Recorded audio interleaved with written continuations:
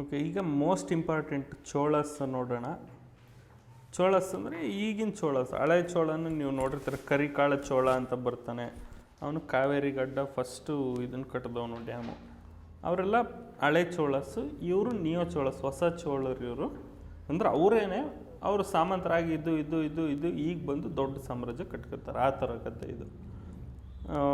Neo Cholas time 9th ಸೆಂಚುರಿಯಿಂದ 12th ಸೆಂಚುರಿವರೆಗೂ ಅಂತೇಳಿ ಹೇಳ್ಬೋದು. ಇವರು ಮೇಯ್ನಾಗಿ ಶೈವಿಸಮ್ನ ಫಾಲೋ ಮಾಡ್ತಿರ್ತಾರೆ. ಇಲ್ಲಿ ಬರೋ ಮೊದಲನೇ ಪ್ರಮುಖ ರಾಜ ವಿಜಯಾಲಯ ಚೋಳ.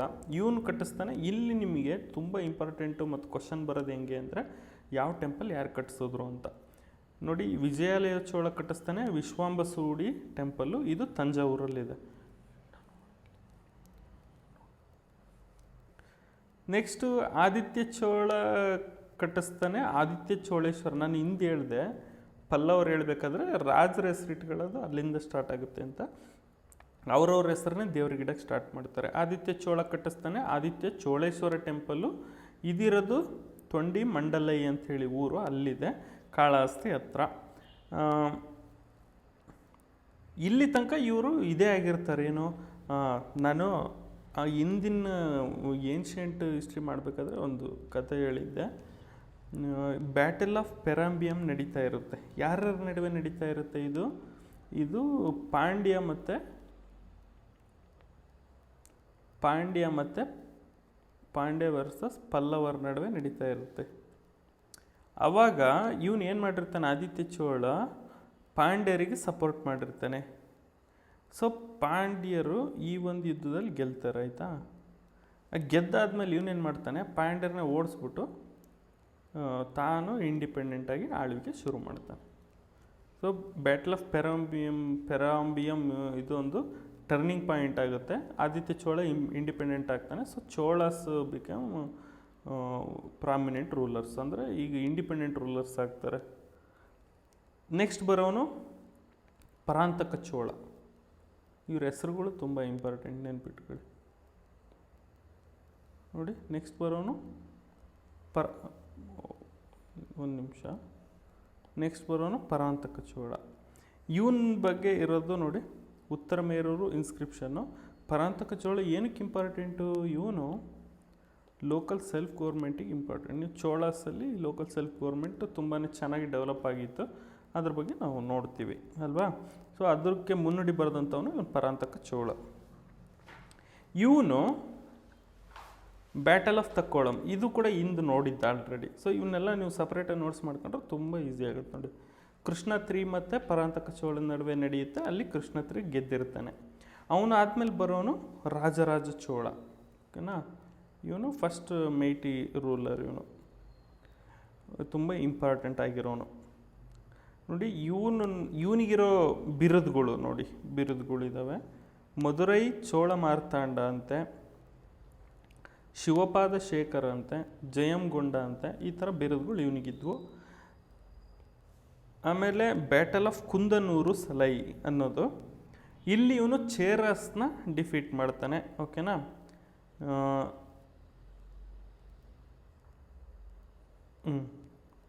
ಶ್ರೀಲಂಕಾದಲ್ಲೂ ಕೂಡ ಹೋಗಿ ಅಲ್ಲೂ ಯುದ್ಧ ಮಾಡಿ ಅಲ್ಲೂ ಗೆಲ್ತಾರೆ ಕೆಲವೊಂದಿಷ್ಟು ಜಾಗಗಳನ್ನ. ಅಲ್ಲಿರೋ ರಾಜರನ್ನ ಇವ್ರನ್ನ ಸಾಮಂತರಾಗಿ ಮಾಡ್ಕೋತಾರೆ. ಸೊ ಅದಕ್ಕೆ ಇವನಿಗೆ ಏನು ಬಿರುದು ಬರುತ್ತೆ, ಮುಮ್ಮಿಡಿಗೊಂಡ. ಇದನ್ನು ಶ್ರೀಲಂಕಾನ ಅವನು ಏನಂತ ಕರೀತಾರೆ ಅಂದರೆ ಮುಮ್ಮಿಡಿಗೊಂಡ ಚೋಳ ಮಂಡಲಂ ಅಂತೇಳಿ ಕರೀತಾರೆ. ಫಸ್ಟ್ ಟೈಮು ಇವರು ತಮಿಳ್ ಇನ್ಸ್ಕ್ರಿಪ್ಷನ್ಸ್ನ ಮಾಡ್ತಾರೆ. ಅಲ್ಲಿ ತನಕ ಬರೀ ಸಾಂಸ್ಕ್ರಿಟ್ ಜಾಸ್ತಿ ಬಳಕೆಯಲ್ಲಿತ್ತು. ಇವ್ರು ಬಂದಮೇಲೆ ತಮಿಳ್ ಇನ್ಸ್ಕ್ರಿಪ್ಷನ್ಸ್ ಬರೋಕ್ಕೆ ಸ್ಟಾರ್ಟ್ ಆದವು. ಲ್ಯಾಂಡ್ನ ಸರ್ವೆ ಮಾಡೋಕ್ಕೆ ಸ್ಟಾರ್ಟ್ ಮಾಡಿದ್ರು. ಇವನು dam across Kaveri river second time ಕಟ್ತಾನೆ. ಕರಿಕಾಳ ಚೋಳ ಆಗಿನ ಟೈಮಲ್ಲಿ ಕಟ್ಟಿದ್ದ, ಅವನಾದ್ಮೇಲೆ ಇವನು ಮತ್ತೆ ಕಟ್ತಾನೆ. ಸೊ ಚೋಳಸ್ 2 ಸಲ ಕಟ್ತಾರೆ. ಯಾರ್ಯಾರು ಅಂತ ನೀವು ನೆನ್ಪಿಟ್ಕೋಬೇಕು. ಇವನು ಮತ್ತೆ ತುಂಬ ಇಂಪಾರ್ಟೆಂಟ್ ನೋಡ್ರಿ, ಬೃಹದೇಶ್ವರ ಟೆಂಪಲ್ ತಂಜಾವೂರಲ್ಲಿ ಇದೆಯಲ್ಲ, ಅದನ್ನು ಕಟ್ಟಿದಂಥವನು ಇವನು. ಇದು ಟಾಲೆಸ್ಟ್ ವಿಮನ್. ನೀವು ಅಲ್ಲಿ ಟೆಂಪಲ್ ಹತ್ರ ಹೋಗಿ ನೋಡಿದ್ರೆ ಗೊತ್ತಾಗುತ್ತೆ ಅದು ಎಷ್ಟು ದೊಡ್ಡದಿದೆ ಅಂತ. ನೆಕ್ಸ್ಟು ಇಲ್ಲಿ ರಾಜೇಂದ್ರ ಚೋಳ, ಅವನು ನೆಕ್ಸ್ಟ್ ಬರೋನು, ಅವನ ಮಗ ನೋಡಿ. ಇವನು ಏನು ಮಾಡ್ತಾನೆ, ಕಂಪ್ಲೀಟ್ ಶ್ರೀಲಂಕಾನೇ ಆಕ್ಯುಪೈ ಮಾಡ್ಕೊಂಬಿಡ್ತಾನೆ.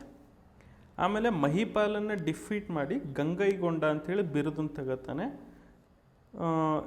ಶ್ರೀ ವಿಜಯ ಎಂಪೈರ್ನ ಡಿಫೀಟ್ ಮಾಡಿಬಿಟ್ಟು ಕದರಂಗೊಂಡ ಅಂತೇಳಿ ಕರೀತಾನೆ. ಇದು ಶ್ರೀ ವಿಜಯಂಗೊಂಡ ಅನ್ನೋದು ಮೋಸ್ಟ್ಲಿ ಇದು ಇಂಡೋನೇಷ್ಯಾ.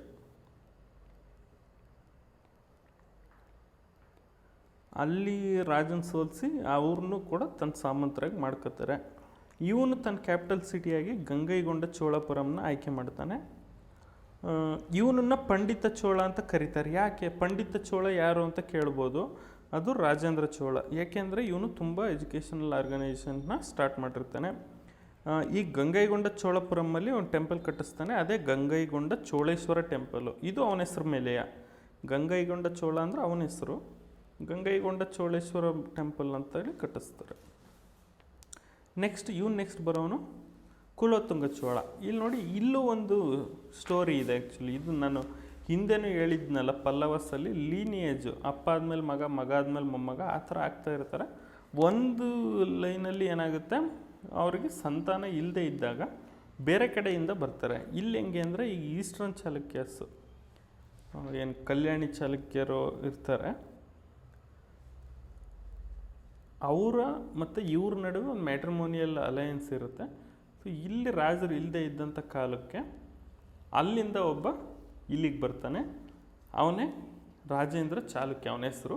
ಬಟ್ ಅವನು ಇಲ್ಲಿ ಬಂದ ರಾಜ ಆದಮೇಲೆ ಕುಲೋತ್ತುಂಗ ಚೋಳ ಅಂಥೇಳಿ ಅವನ ಹೆಸರು ಬರುತ್ತೆ. ಅವನು ಇಟ್ಕೊಳ್ತಾನೆ ಅಧಿಕಾರ ವಹಿಸ್ಕೊಂಡ ಮೇಲೆ ಕುಲೋತ್ತುಂಗ ಚೋಳ ಅಂಥೇಳಿ.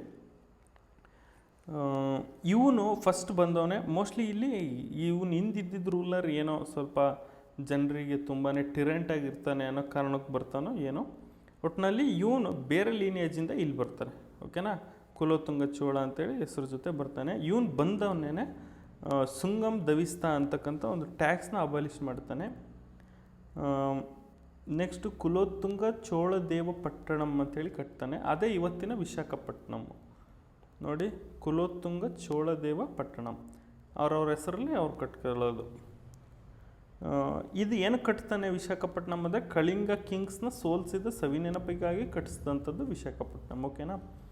ಅದು ಒಂದು ಬುಕ್ಕಲ್ಲಿ ಜಯಂಗೊಂಡಾರ್ ಅನ್ನೋ ಅವನ ಮಂತ್ರಿ, ಜಯಂಗೊಂಡಾರ್ ಕಟ್ಟಾಗಿದೆ ಅದನ್ನು ಬರ್ಕೊಳ್ಳಿ. ಜಯಂಗೊಂಡಾರ್ ಏನು ಬುಕ್ ಅದು ಅಂದರೆ ಕಳಿಂಗ ಪತ್ತುಪಾರಿಣಿ ಅಂತೇಳಿ ಬುಕ್ ಹೆಸರು. ಕಳಿಂಗ ಪತ್ತುಪಾರಿಣಿ ಅಂದರೆ ಕಳಿಂಗ ಆರ್ಮಿ ಮಾರ್ಚ್ ಅಂತೇಳಿ ಬುಕ್ ಹೆಸರು.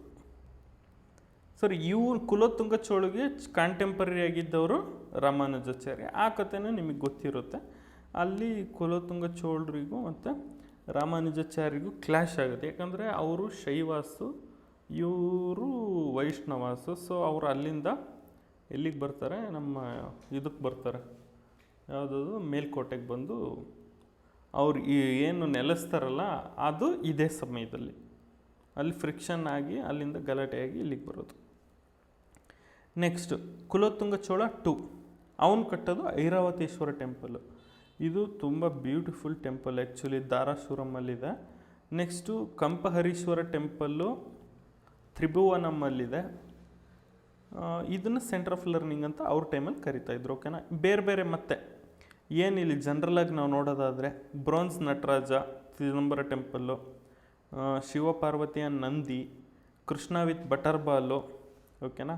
ಕೃಷ್ಣ ಡ್ಯಾನ್ಸಿಂಗ್ ಅಂತ ಕಳಿಂಡಿ.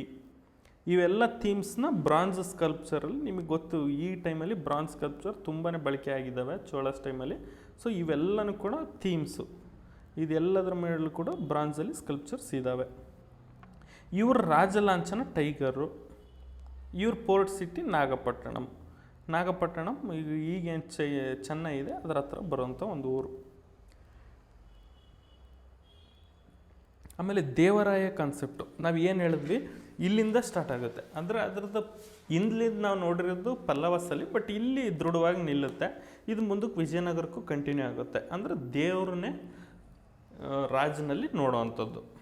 ಓಕೆನಾ. ನೆಕ್ಸ್ಟು ಇಲ್ಲೊಂಥರ ಇವರು ರಾಜರೇ ದೇವರಾಗೋವಂಥದ್ದು. ಅದಕ್ಕೆ ನೋಡಿ ಎಲ್ಲ ದೇವಸ್ಥಾನಗಳಿಗೆ ಅವರು ಹೆಸರಲ್ಲೇ ದೇವರಿಗೆ ಹೆಸರಿಡೋದೆಲ್ಲ ನಾವು ಗಮನಿಸ್ತೀವಿ. ನೆಕ್ಸ್ಟು ಪೆರುಮಂಡ್ರಮ್ ಅಂತ ಹೇಳಿದ್ರೆ ಕೌನ್ಸಿಲ್ ಆಫ್ ಮಿನಿಸ್ಟರ್ಸು. ಒಳಿಯ ನಾಯಗಮ್ ಅಂದರೆ ಪ್ರೈಮ್ ಮಿನಿಸ್ಟ್ರು. ನೋಡಿ, ಪೆರುಮಂಡ್ರಮ್ ಅಂದರೆ ಕೌನ್ಸಿಲ್ ಆಫ್ ಮಿನಿಸ್ಟರ್ಸು, ಒಳಿಯ ನಾಯಗಮ್ ಅಂದರೆ ಪ್ರೈಮ್ ಮಿನಿಸ್ಟ್ರು, ಅಮಾಚ್ಯಾರ್ ಅಂದರೆ ಮಿನಿಸ್ಟರು, ತಿರುವಾಕ್ಯ ಕೆಲ್ವಿ ಅಂದರೆ ರಾಯಲ್ ಆರ್ಡರ್ಸು. ತಿರು ಅಂದರೆ ದೊಡ್ಡ ಮನುಷ್ಯ ಅಂತ ಏನೋ ಇದೆ ಅಲ್ಲಿ ತಮಿಳಲ್ಲಿ. ವಾಕ್ಯ ಅಂದರೆ ವಾಕ್ಯ ಕೆಳ್ವಿ.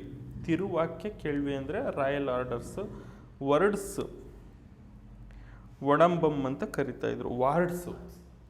ವಾರ್ಡ್ಸ್ ಈಗ ಒಂದು ಸಿಟಿನ ವಾರ್ಡ್ ಮಾಡಿರ್ತಾರಲ್ಲ ಅದನ್ನು ಒಡಂಬಮ್ ಅಂತ ಕರಿತಾಯಿದ್ರು. ಲಾಟ್ರಿ ಥ್ರೂ ಎಲೆಕ್ಷನ್, ಇದೆಲ್ಲ ಗೊತ್ತು ನಿಮಗೆ. ಯಾಕಂದರೆ ಯಾರನ್ನೇ ಒಬ್ಬರನ್ನ ಆರಿಸ್ಬೇಕಿದ್ರು ಲಾಟ್ರಿ ಥ್ರೂ ಒಂದು ಚಿಕ್ಕ ಮಗು ಕರೆಸಿ ಅದ್ರ ಹತ್ರ ಲಾಟ್ರಿ ಎತ್ತಿಸ್ತಾ ಇದ್ರಂತೆ. ಸೊ ಇದನ್ನೆಲ್ಲ ನೀವು ಓದಿರ್ತೀರ, ಇನ್ಸ್ಕ್ರಿಪ್ಷನ್ಲೆಲ್ಲ ಬಂದು ಇದ್ದಾವೆ ಇವು. ಅದನ್ನು ಕುಡುವಲೈ ಅಂತೇಳಿ ಕರಿತಾಯಿದ್ರು. ಕೊಟ್ಟಮ್ ಅಂದರೆ ಡಿಸ್ಟಿಕ್ನ ಕೊಟ್ಟಮ್ ಅಂತ ಕರಿತಾಯಿದ್ರು. ಕುರ್ರಮ್ ಅಂದರೆ ತಾಲೂಕು. ನೋಡಿ ಚೆನ್ನಾಗಿದೆ. ಕೊಟ್ಟಮ್ ಅಂದರೆ ಡಿಸ್ಟಿಕ್ಕು, ಕುರ್ರಮ್ ಅಂದರೆ ತಾಲೂಕು. ಮಂಗಳಮ್ ಅಂದರೆ ವಿಲೇಜಸ್ ವಿತ್ ಸರ್ವೆಂಟ್ಸಿಗೆ ಅಂತ ಇದ್ದಂಥ ವಿಲೇಜ್ನ ಮಂಗಳಮ್ ಅಂತಿದ್ರಂತೆ. ನಕರಮ್ ಅಂದರೆ ಮರ್ಚೆಂಟ್ಸ್ ಇದ್ದಂಥ ವಿಲೇಜ್ಗಳು. ತೆನಿಯೂರು ಅಂಥೇಳಿ ಇದೆ. ಇದೇನು ಅಂತ ನೋಡೋಣ ಇರಿ, ಒಂದು ನಿಮಿಷ ನೋಡ್ತೀನಿ.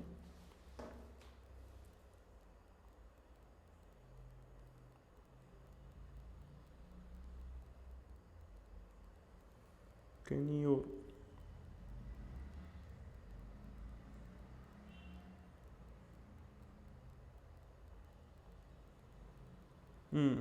It's a ghatika centre of learning ಅಂದರೆ ಈ ಕಲಿಯೋಕ್ಕಿದ್ದಂಥ ಜಾಗ ಅಂತ ಹೇಳ್ಬೋದು ಇದನ್ನ. ಓಕೆನಾ. Next trade guilds. ನಾವು ಹೇಳಿದ್ವಲ್ಲ ಈಗ ವ್ಯಾಪಾರಿ ಗಿಲ್ಡ್ಗಳು. ಇಲ್ಲಿ ಮಣಿಗ್ರಾಮಮ್ ಅಂಥೇಳಿ ಬರ್ತಿತ್ತು. ಇವರು ಮೆಟಾಲಿಕ್ ವೆಸಲ್ ಪಾತ್ರೆಗಳಿರ್ತಾವಲ್ಲ ಅದ್ರ ಟ್ರೇಡ್ ಮಾಡೋರು ಇವರು. ನೆಕ್ಸ್ಟು 500 ವರೈ ಅಂಥೇಳಿ ಅವರು ಟ್ರೇಡ್ ವಿತ್ ಫಾರಿನ್ ಕಂಟ್ರೀಸ್, ಬೇರೆ ದೇಶದ ಜೊತೆಗೆ ವ್ಯಾಪಾರ ಮಾಡ್ತಿದ್ದಂಥ ವ್ಯಾಪಾರಿಗಳು ಇವರು. ನೆಕ್ಸ್ಟು ಕೆಲವೊಂದಿಷ್ಟು ವರ್ಡ್ಸ್ ನೋಡೋಣ. ಪೆರುವಾರೀಸ್, ಇದು ನಿಮಗೆ ಗೊತ್ತಾಗುತ್ತೆ, ನಮಗೆ ಕನ್ನಡದಲ್ಲಿ ಗೊತ್ತಾಗ್ಬಿಡುತ್ತೆ. ಪೆರು ಅಂದರೆ ದೊಡ್ಡದು, ವಾರೀಸ್ ಅಥವಾ ದಾರಿ ಅಂದರೆ ಹೆದ್ದಾರಿನ ಪೆರುವಾರೀಸ್ ಅಂತ ಕರೀತಾರೆ. ಹೈವೇ. ತರಿ ಇರೈ ಅಂದರೆ ಲೂಮ್ಸ್ ಟ್ಯಾಕ್ಸ್ ಇದು. ಸೆಕ್ಕಿರೈ ಅಂದರೆ ಸೇಲ್ಸ್ ಟ್ಯಾಕ್ಸು. ಪಡಿಕಾವಲ್ ಕೂಲಿ ಅಂದರೆ ಹೈವೇ ಡ್ಯೂಟಿ, ಪೊಲೀಸ್ ಟ್ಯಾಕ್ಸು, ದಾರಿ ಕಾಯ್ತಾರಲ್ಲ ಅವ್ರಿಗೆ ಕೊಡೋದು. ನೆಕ್ಸ್ಟು ಕೈಕೊಳಾರ್ಸ್ ಅಂತೇಳಿ ಕರಿತಾಯಿದ್ರು. ಅಂದರೆ ಕೈಕೊಳಾರ್ಸ್ ಅಂದರೆ ಯಾರು? ಬಾಡಿ ಗಾರ್ಡ್ಸ್ನ ಕೈಕೊಳಾರ್ಸ್ ಅಂತಿದ್ರು.